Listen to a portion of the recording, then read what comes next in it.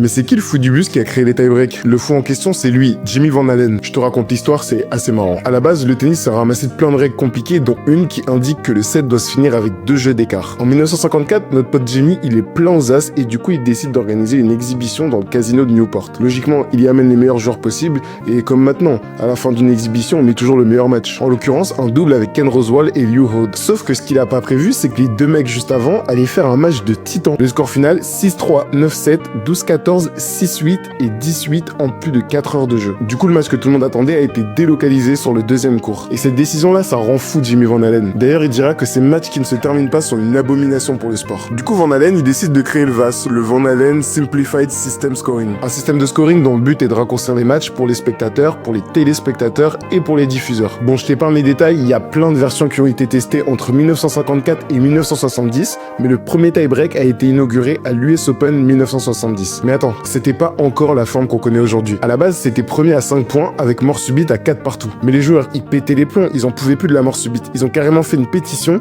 pour qu'on arrête cette version du tie-break. Du coup, après 5 ans, la règle a été changée et le tie-break tel qu'on le connaît maintenant est arrivé en 1975. Premier à 7 points avec 2 points d'écart. Si tu le savais pas, c'est que t'as appris un truc, donc abonne-toi. Et si t'es déjà abonné, envoie ça à un pote pour qu'il dorme moins bête ce soir.